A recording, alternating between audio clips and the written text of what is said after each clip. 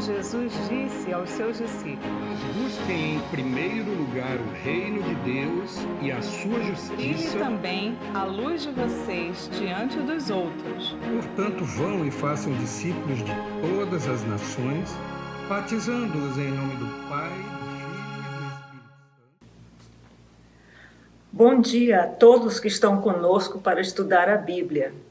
Vocês são bem-vindos à Escola Bíblica da Primeira Igreja Batista de Manaus. Atualmente estamos estudando o Evangelho de Jesus segundo escreveu Mateus. E hoje vamos estudar e examinar os capítulos 16 e 17. Discernimento espiritual para perceber as coisas, a vida, os eventos da vida, da perspectiva de Deus. Esse discernimento não acontece por mero raciocínio humano. Este discernimento vem por revelação divina. O ser humano nasce pecador e por isto mesmo percebe apenas o que enxerga com os olhos físicos. Só raciocina com base no aqui e agora e no benefício próprio. Desta forma, passamos a vida fugindo da morte em todas as suas manifestações, quer focando na saúde do corpo, nas finanças, do status social, poder, etc. O escritor da carta aos Hebreus diz que nós, os seres humanos, somos escravos de Satanás justamente por causa do nosso medo da morte. Veja o que ele diz em Hebreus 2, 14 e 15. Portanto, visto que os filhos são pessoas de carne e sangue, ele, Jesus, também participou dessa condição humana, para que por sua morte derrotasse aquele que tem o poder da morte, isto é, o diabo, e libertasse aqueles que durante toda a vida estiveram escravizados pelo medo da morte. O apóstolo Paulo também nos explica o seguinte em 1 Coríntios 2,14. Ora, o homem natural não aceita as coisas que vêm do Espírito de Deus, pois lhes são loucura, e não é capaz de entendê-las porque elas são discernidas espiritualmente. Nesses 2 capítulos de Mateus, nós veremos exposta claramente essa dificuldade. Jesus está instruindo os 12 apóstolos a respeito da agenda de Deus para as próximas semanas e eles revelam uma dificuldade muito grande de perceber e aceitar essa agenda.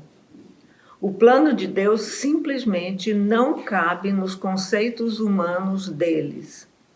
Veremos também que essa dificuldade não era somente deles, é nossa também. Nós podemos dividir estes 2 capítulos nos seguintes eventos. São 5. Primeiro, cuidado com o fermento dos fariseus e dos saduceus. Segundo, o Filho do Homem precisa morrer e ressuscitar. Terceiro, a majestade do Rei é revelada. Quarto, a incredulidade causa fracasso. E quinto, o Rei paga imposto. Cuidado com o fermento dos fariseus e dos saduceus. Depois de alimentar 4.000 homens, mais mulheres e crianças, e a partir de 7 pães e alguns peixinhos, Jesus foi para a região de Magadã com os 12. Chegando lá, um grupo de fariseus e saduceus se aproximaram dele com um pedido. Vamos ler em Mateus 16, de 1 a 12. Os fariseus e os saduceus aproximaram-se de Jesus para colocá-lo à prova e pediram-lhe que lhes mostrasse algum sinal do céu.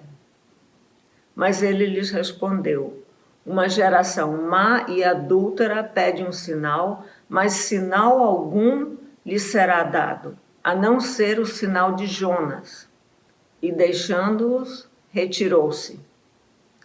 Quando os discípulos passaram para o outro lado do mar, esqueceram-se de levar pão.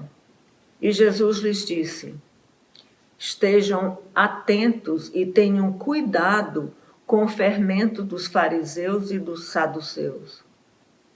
E eles discutiam entre si, dizendo: é porque não trouxemos pão. Percebendo a discussão, Jesus lhes perguntou: homens de pequena fé, por que vocês estão discutindo entre si sobre não terem pão? Ainda não compreendem? Não relembram dos 5 pães para os 5.000 e de quantos cestos vocês recolheram? Nem dos 7 pães para os 4.000 e de quantos cestos recolheram? Como é que vocês não entendem que não era de pão que eu estava lhes falando? Tomem cuidado com o fermento dos fariseus e dos saduceus. Então entenderam que não estava lhes dizendo que tomassem cuidado com o fermento do pão, mas com o ensino dos fariseus e dos saduceus.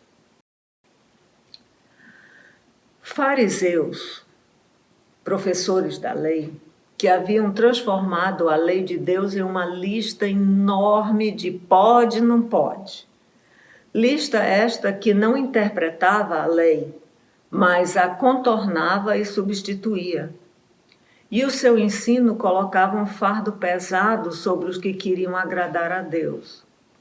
A religião dos fariseus era de ostentação, de rituais e posturas, de críticas dos outros e de aparência. Jesus diversas vezes censurou a sua hipocrisia. O importante para eles era parecer santo. Os saduceus, por outro lado, haviam eliminado a credibilidade dos profetas, todos, dizendo ser válido apenas o Pentateuco, mesmo isto com certa flexibilização ditada pela conveniência cultural e política. Eram aliados do partido de Herodes. O importante para esse partido era status social e poder político. Fariseus e saduceus eram rivais, por assim dizer, mas agora se unem em um propósito comum: eliminar Jesus. Desde o capítulo 12, do verso 14, depois de Jesus se declarar Senhor do sábado e curar um homem, os fariseus saíram e começaram a conspirar sobre como poderiam matar Jesus. Mas o que nos interessa hoje é a confusão dos discípulos quando Jesus adverte contra o fermento dos fariseus e dos saduceus. Desde o Antigo Testamento, o fermento era símbolo de pecado, má influência, orgulho humano. Era uma metáfora comum na época de Jesus. Mas por que os discípulos imaginaram, em primeiro lugar, que Jesus reclamava de não terem levado pão? É que comida era a preocupação deles. Eles estavam focados nas necessidades físicas. Nem se davam conta de que ali havia alguém que não precisava se preocupar com comprar pão, e já havia demonstrado isso. Desde o Sermão do Monte, Jesus dizia: não se preocupem com o que vão comer ou o que vestir, Deus proverá estas coisas. Jesus estava preocupado com a influência dos líderes religiosos judeus. Os discípulos precisavam aprender outro modo de pensar, o viver. Assim, nós também podemos ficar confusos ou entender mal as advertências ou orientações de Jesus, se estivermos desatentos à providência de Deus. Quando aprendemos como Paulo, a estar contentes em qualquer situação, porque sabemos que Deus cuida de nós, ficamos livres para concentrar nossos esforços e tempo nas coisas espirituais e em como melhor obedecer a Deus. Mas o Filho do Homem precisa morrer e ressuscitar. Deixando os fariseus e os saduceus para trás, Jesus leva os seus discípulos para a região de Cesareia de Filipe, no extremo norte de Israel. Essa região é dominada pelos gentios. Aqui ele estaria livre da perseguição dos líderes judeus e teria tranquilidade para ensinar os discípulos algumas lições muito importantes. Quando eles chegaram à região de Cesareia de Filipe, então, Jesus introduz o primeiro assunto. Quem vocês acham que eu sou? Ao que Pedro responde, representando os discípulos, tu és o Cristo, o Filho do Deus vivo. E Jesus responde, feliz é você, Simão, filho de Jonas, porque isto não lhe foi revelado por carne e sangue, mas por meu Pai que está nos céus. Muito bem, os discípulos reconhecem que Jesus é o ungido de Deus, o próprio Filho de Deus. Mas o que isso significa para eles? Qual a ideia que eles têm sobre o plano de Deus em relação ao seu Filho? Qual o papel deles nesse plano? Veremos que, apesar de tudo estar explicado no Antigo Testamento, que eles conheciam, eles realmente não faziam ideia do plano de Deus. De início, ficaram horrorizados com o plano. Vamos ouvir Jesus explicar para eles a agenda do Filho de Deus para os próximos dias, meses e anos. Em Mateus 16, os versos 18 a 20, lemos o seguinte. E eu lhe digo que você é Pedro, e sobre esta pedra edificarei minha igreja, ou Assembleia de Povo Liberto. E as portas do Hades, quer dizer a morte, não poderão vencê-la. Eu lhe darei as chaves do reino dos céus.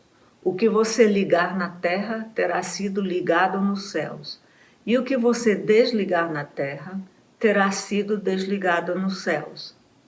Então advertiu aos seus discípulos que não contassem a ninguém. Vamos parar aqui para entender o que Jesus está dizendo. Primeiro, sobre esta pedra edificarei minha assembleia de povo liberto, ou seja, igreja. Há muita controvérsia em relação a o que ou quem seria esta pedra, que é fundamento da igreja. Um texto do apóstolo Paulo aos da igreja que estava em Éfeso diz o seguinte: portanto, vocês já não são estrangeiros nem forasteiros, mas concidadãos dos santos e membros da família de Deus, edificados sobre o fundamento dos apóstolos e dos profetas, tendo Jesus Cristo como pedra angular, no qual todo o edifício é ajustado e cresce para tornar-se um santuário santo no Senhor. Então, o fundamento da igreja é o ensino dos apóstolos e dos profetas. Estes ensinam que Jesus é o Cristo, o Filho do Deus vivo. Jesus está afirmando que, apesar de tudo que vai acontecer, ele vai formar um povo, uma assembleia chamada para fora do pecado e do mundo, um povo de Deus. Este é o alvo principal. É em função deste alvo que Deus trabalha. Sua agenda tem esta finalidade. Em segundo lugar, as portas do Hades é uma expressão que se refere à morte. A morte não poderá vencer a igreja. Isso ganha importância à luz daquilo que ele vai dizer mais adiante. Os discípulos precisam saber disto porque morte está na agenda de Deus. Tanto a morte de Jesus quanto a morte de inúmeros discípulos através dos séculos. Mas, para começar, é necessário que Jesus morra. E nem a morte dele, nem a morte dos discípulos dele, através da história, é capaz de vencer a formação deste povo que será povo de Deus. São duas verdades básicas que os discípulos precisam saber e entender. Mas veremos que não entendem logo de saída. Ainda estavam pensando em termos puramente terrenos, temporários e humanos. O terceiro ponto que Jesus focaliza. Eu lhe darei as chaves do reino dos céus. A metáfora é de uma cidade-reino que está cercada de um muro de proteção. O rei, então, entrega as chaves da porta do muro ao mordomo.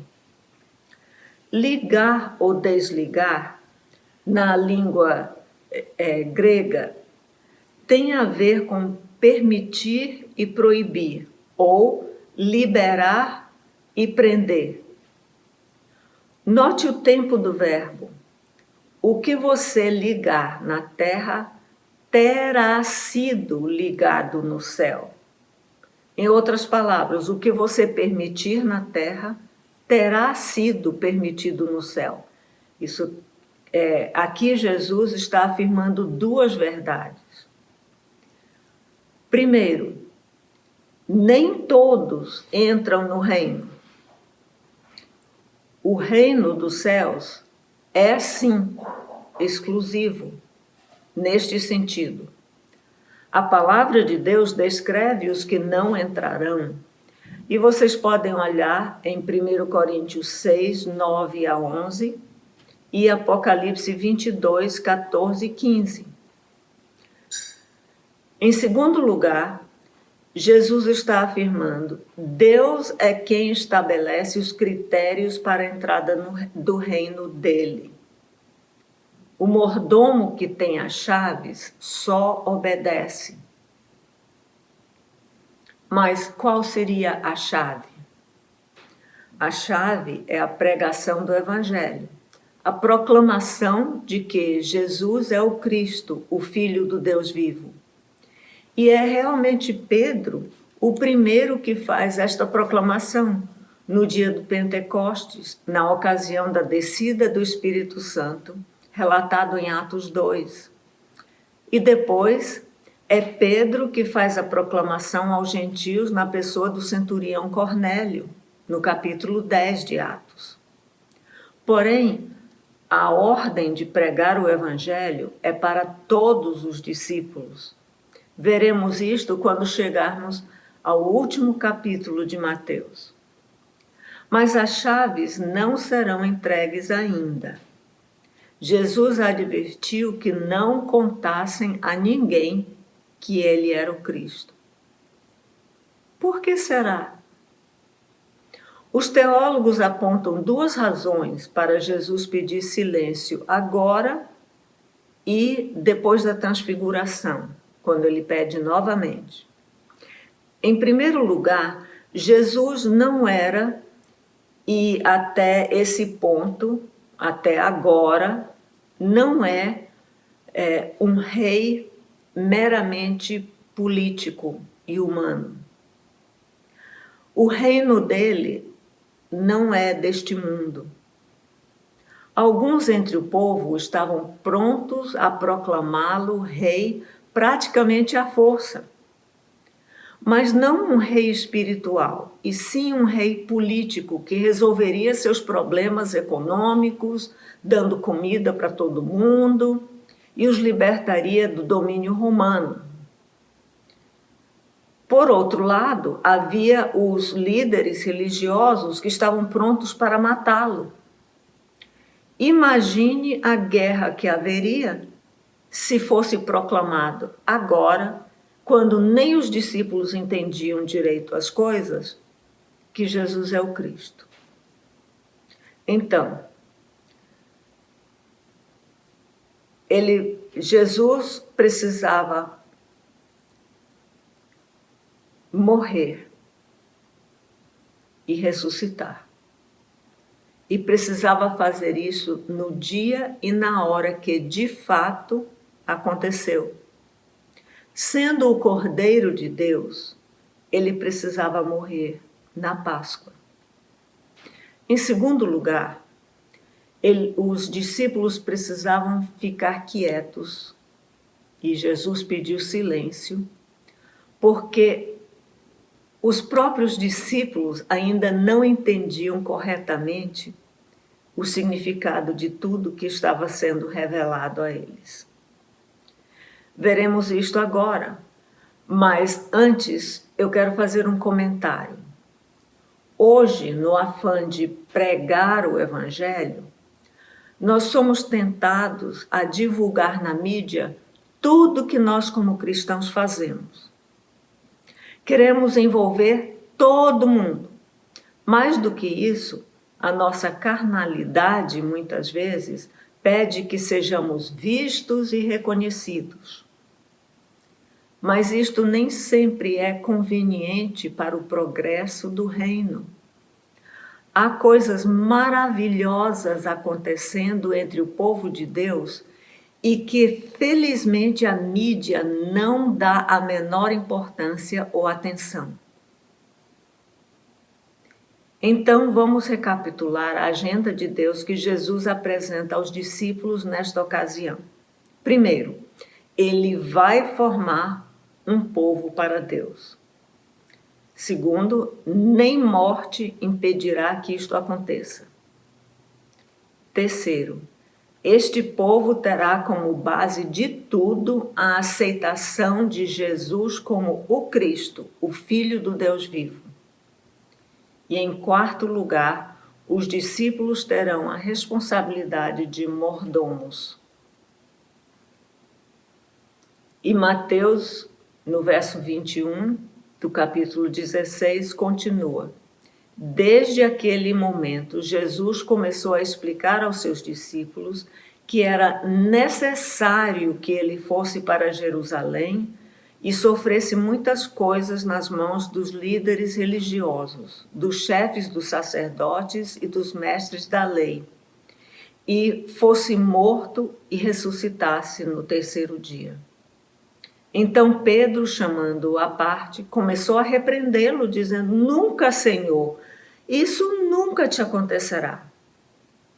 Jesus virou-se e disse a Pedro: para trás de mim, Satanás, você é uma pedra de tropeço para mim, e não pensa nas coisas de Deus, mas nas coisas dos homens. Então Jesus disse aos seus discípulos: se alguém quiser acompanhar-me, negue-se a si mesmo, tome a sua cruz e siga-me.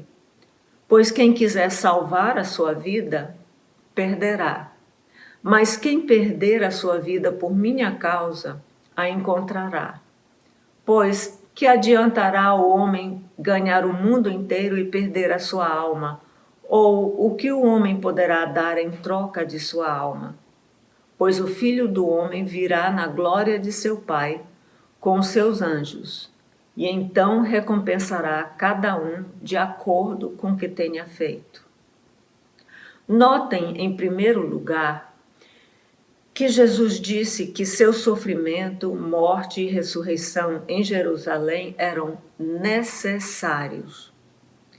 Esta é a agenda de Deus para Jesus. Foi para isto que Jesus veio, para morrer e ressurgir.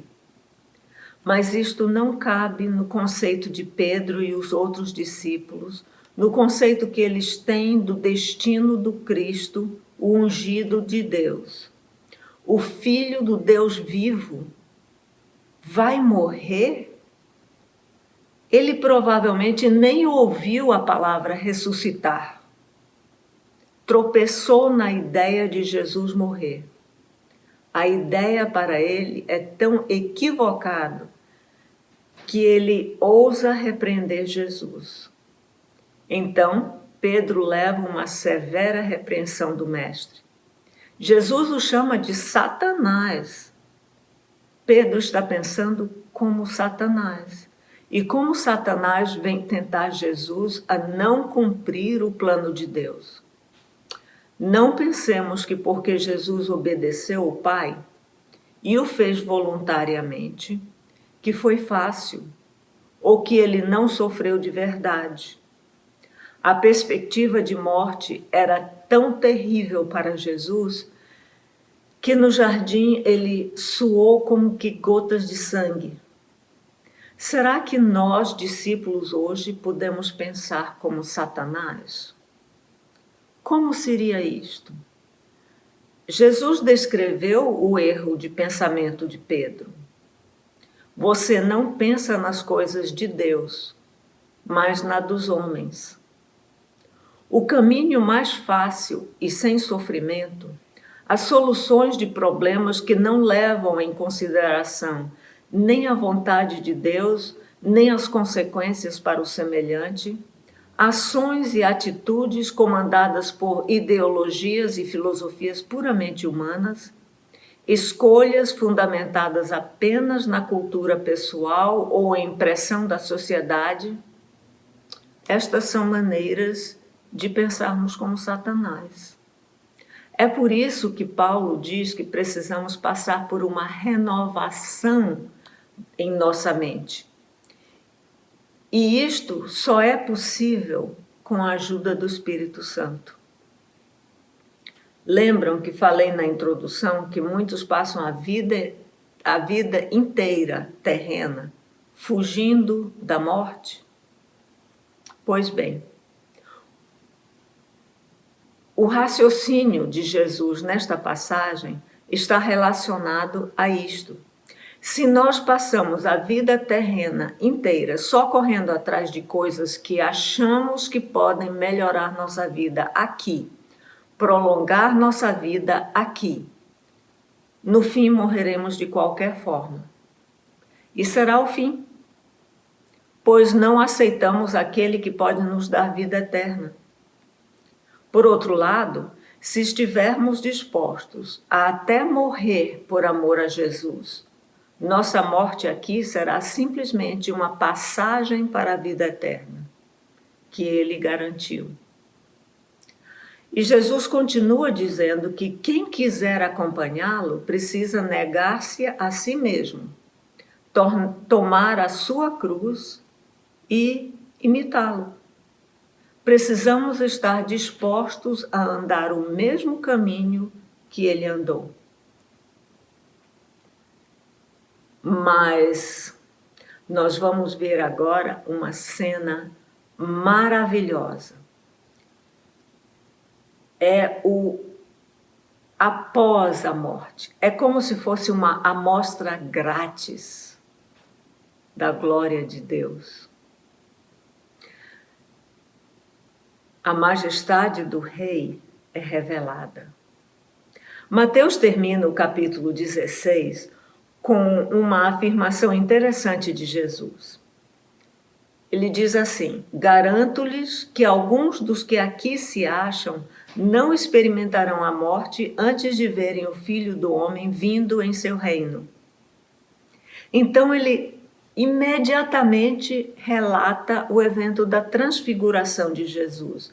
É como se na cabeça de Mateus a afirmação e o evento estão relacionados.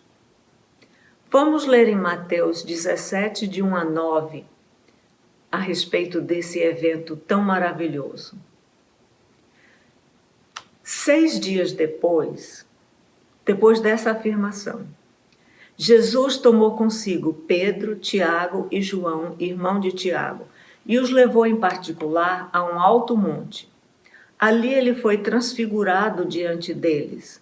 Sua face brilhou como o sol e suas roupas se tornaram brancas como a luz. Naquele mesmo momento, apareceram diante deles Moisés e Elias conversando com Jesus. Então Pedro disse a Jesus: Senhor, é bom estarmos aqui. Se quiseres, farei 3 tendas, uma para ti, uma para Moisés e outra para Elias. Enquanto ele ainda estava falando, uma nuvem resplandecente os envolveu e dela saiu uma voz que dizia: Este é meu filho amado, de quem me agrado. Ouçam-no. Ouvindo isso, os discípulos prostraram-se com o rosto em terra e ficaram aterrorizados. Mas Jesus se aproximou, tocou neles e disse: Levantem-se, não tenham medo. E erguendo eles os olhos, não viram mais ninguém a não ser Jesus. Enquanto desciam do monte, Jesus lhes ordenou: Não contem a ninguém o que vocês viram, até que o Filho do Homem tenha sido ressuscitado dos mortos. E Marcos acrescenta: Eles guardaram o assunto apenas entre si, discutindo o que significaria ressuscitar dos mortos. Que experiência maravilhosa! Ver Jesus em sua glória. Moisés é aquele através de quem Deus entregou a lei. E Elias representa os profetas. E Jesus está em perfeita harmonia com eles. Lucas nos diz que eles conversavam sobre a morte de Jesus que ocorreria dentro de pouco tempo. Essa experiência confirma para os discípulos que Jesus está obedecendo o plano de Deus, mesmo que eles não entendam. Que sim, o plano de Deus inclui a morte de Jesus. E a voz de Deus confirma que Jesus é, de fato, seu filho e os instrui a obedecê-lo. Esta experiência vai ser lembrada por João quando ele começa seu evangelho. Ele fala assim, em João 1, verso 14: Aquele que é a palavra tornou-se carne e viveu entre nós. Vimos sua glória, glória como do unigênito do Pai, cheio de graça e de verdade. Ele viu ali no monte. E na sua primeira carta, João diz algo maravilhoso. No capítulo 3, o verso 2, João fala assim: Amados, agora já somos filhos de Deus. E ainda não se manifestou o que havemos de ser, mas sabemos que quando ele se manifestar, seremos semelhantes a ele, pois o veremos como ele é. E Pedro escreve na sua segunda carta, no primeiro capítulo, verso 16: De fato, não seguimos fábulas engenhosamente inventadas quando lhes falamos a respeito do poder e da vinda do nosso Senhor Jesus Cristo. Ao contrário, nós fomos testemunhas oculares da sua majestade. Que privilégio eles tiveram! Mas existe um problema. A incredulidade causa fracasso. Assim como Moisés, quando desceu do monte com as tábuas da lei, encontrou incredulidade no povo, Jesus também encontra ao pé do monte uma cena de incredulidade. Quando Jesus e os 3 discípulos chegam ao pé do monte, eles encontram a multidão e os escribas estavam discutindo com os outros 9 discípulos. Havia ali um homem com um filho que era possuído por um demônio que o fazia ter convulsões, e ele caía por vezes no fogo ou na água. O pai estava muito aflito e pediu aos 9 discípulos que curassem seu filho, mas eles nada conseguiram fazer. Estavam bastante frustrados. Afinal, quando Jesus os enviou naquela missão de treinamento mencionada no capítulo 10, os discípulos haviam recebido ordens e poder para curar e expulsar demônios. Jesus censura a incredulidade deles, agora, ao pé do monte. E então, Jesus mesmo cura o menino. Mas depois, em privado, eles vêm perguntar a Jesus: por que não conseguimos expulsá-lo? E Jesus respondeu: porque a fé que vocês têm é pequena. Eu lhes asseguro que se vocês tiverem fé do tamanho de um grão de mostarda, poderão dizer a este monte: vá daqui para lá, e ele irá. Nada lhes será impossível. Mas esta espécie só sai pela oração e jejum. O teólogo Luiz Saião, no seu comentário na Bíblia Brasileira de Estudo, diz o seguinte sobre esta fé pequena dos discípulos. Pelo contexto, o problema não é propriamente o tamanho, o quanto você crê, mas a qualidade da fé, em quem você crê. Parece que os discípulos, depois da experiência memorável que tiveram na viagem missionária alguns dias antes, capítulo 10, de 1 a 42, davam por certo a vitória e não estavam mais dependendo tanto de Deus para realizar os milagres que eram sinais do reino. É certo que Jesus relaciona a fé com oração e jejum, isto é, com comunhão com Deus, é isto que é oração, e o negar-se a si mesmo. Sim, porque jejum não é só abstinência de alimento, mas também do pecado. É dizer não para os seus próprios desejos egoístas. Devemos estar sempre avaliando como anda a nossa fé. É importante que estejamos crescendo na confiança em Deus, discernindo cada vez mais a sua vontade e nos submetendo a ela. Se nossa confiança em Deus for grande, então seremos capazes de tirar da nossa vida montanhas de problemas e vencer montanhas de obstáculos para sermos obedientes a Deus. Vocês já imaginaram um rei que paga imposto? Pois bem, no capítulo 17, no finzinho deste capítulo, Mateus relata um incidente interessante com uma lição importante que Jesus vai desenvolver mais tarde. Acontece que a lei de Moisés estabeleceu uma taxa para a manutenção do templo. Isto era cobrado todo ano de cada homem israelita de 20 anos para cima. E o relato de Mateus, nos versos 24 a 27 do capítulo 17, é assim.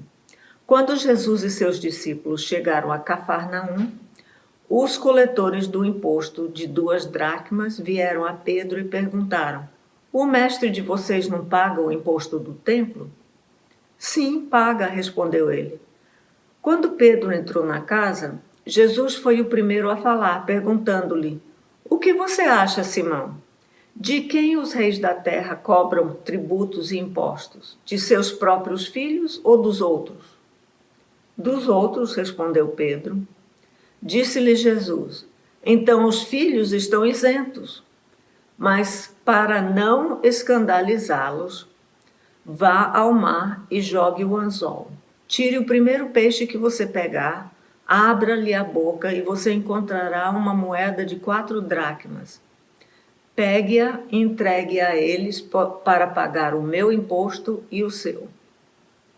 O templo era chamado Casa de Deus. Jesus é Filho de Deus. É o próprio Rei.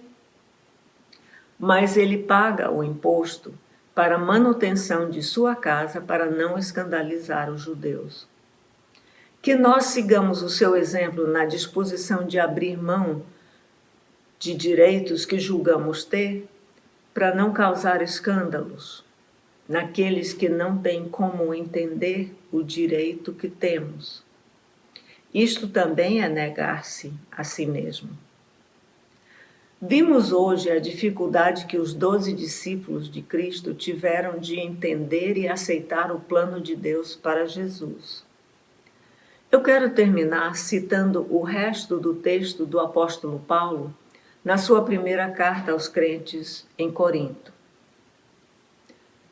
No início, eu citei 1 Coríntios 2,14, que fala assim: Ora, o homem natural não aceita as coisas que vêm do Espírito de Deus, pois lhes são loucura, e não é capaz de entendê-las, porque elas são discernidas espiritualmente.